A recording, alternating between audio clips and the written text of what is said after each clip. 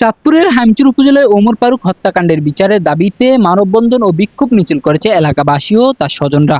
দ্রুত সময়ের মধ্যে মূল আসামিদের গ্রেপ্তার এবং সর্বোচ্চ শাস্তির দাবিতে আজ তারা আলগীবাজার প্রদক্ষিণ করে উপজেলা পরিষদ চত্বরে মানববন্ধন কর্মসূচি পালন করেন। গত 2 জুন উপজেলার উত্তর আলগী ইউনিয়নের ছোট লক্ষ্মীপুর গ্রামে এজমালি পুকুর গাটলা নির্মাণকে কেন্দ্র করে দুপক্ষের মধ্যে বিরোধের জেরে সংঘর্ষের ঘটনা ঘটে। অভিযোগ রয়েছে, সংঘর্ষের এক পর্যায়ে প্রতিপক্ষের লোকজন ওমর ফারুক ও তার স্বজনদের চোখে মুখে মরিচের গুঁড়ো ছিটিয়ে দেয়। পরে ধারালো অস্ত্র দিয়ে গলায় আঘাত করলে গুরুতর আহত হন ওমর ফারুক। স্থানীয়রা তাকে উদ্ধার করে হাইমচর উপজেলা স্বাস্থ্য কমপ্লেক্সে নিয়ে গেলে কর্মরত চিকিৎসক তাকে মৃত ঘোষণা করেন। ওমর ফারুকের হত্যাকারীদের সর্বোচ্চ শাস্তি ফাঁসির দাবিতে বিক্ষোভ ও মানববন্ধন করেছে এলাকাবাসী ও তার স্বজনরা। একমাত্র ছেলেকে হারিয়ে বাকরুদ্ধ হয়ে পড়েছেন বাবা।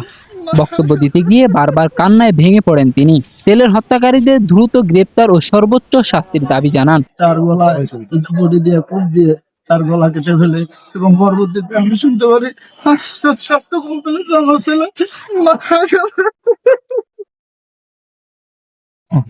সরকারের কাছে আমি তাদেরকে সর্বোচ্চ ফাঁসির দাবি জানাচ্ছি।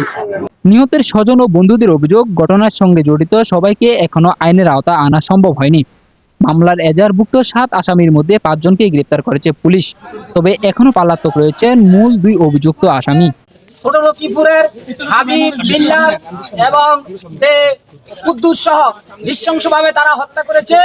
আমরা এই হত্যার তীব্র নিন্দা জানাই এবং এই হত্যাকারীদের ফাঁসি দাবি করি। অনতি বিলম্বে আমরা সরকারের কাছে দাবি জানাই, সরকার যেন তাদেরকে গ্রেপ্তার করে তাদের ফাঁসি নিশ্চিত করে এবং সলসাতুরি করা হয়। তাহলে আমরা এই ওমরের পরিবারের পক্ষ থেকে, আত্মীয় স্বজনদের পক্ষ থেকে এর পরবর্তীতে পদক্ষেপ নেওয়ার জন্য দৃঢ় অঙ্গীকারবদ্ধ ইনশাআল্লাহ। আমাদের বন্ধুদের মাঝ থেকে আমরা বাড়াইতেছি যে তার খুনি তাকে এখনো ধরা হয়নি, তাকে ধরে দ্রুত সময়ের ভিতরে তার ফাঁসি নিশ্চিত করা হোক এবং এই হাইমচর থানার ভিতরে একটা দৃষ্টান্ত নিশ্চিত করা হোক যে এইসব ঘৃণিত কাজ আর কখনো না হয়। আমার বন্ধুর মতো যে আর কারো পান না যায়, আর কেউ যে এইভাবে না হারায়, কারো মায়ের কোল যে এইভাবে না খালি হয়। আমরা আমাদের বন্ধুকে হারিয়ে খুব কষ্টে আছি। আমাদের বন্ধুর মতো আর কেউ যে কারো বন্ধু না হারায়। এলাকাবাসী জানান, এ ধরনের ঘটনা যাতে না ঘটে, মূল যে আসামি রয়েছে তাদেরকে গ্রেপ্তার করে ফাঁসি নিশ্চিত করুন, যাতে হাইমচর উপজেলায় এ ধরনের ঘৃণিত কাজ করার সাহস কেউ না পায়। হাইমচর উপজেলা আমার দেখা এই প্রথম এমন নিকৃষ্ট একটি ঘটনা ঘটেছে, যেটা নাকি একটি কিশোর, একটি ইয়াং জেনারেশন ছেলেকে নিয়ে এভাবে হত্যা করেছে তারা। এর তীব্র নিন্দা ও প্রতিবাদ জানাই। আমি প্রশাসনের কাছে একটি দাবি জানাচ্ছি, এই ঘটনা যেন হাইমচরে আর না ঘটে।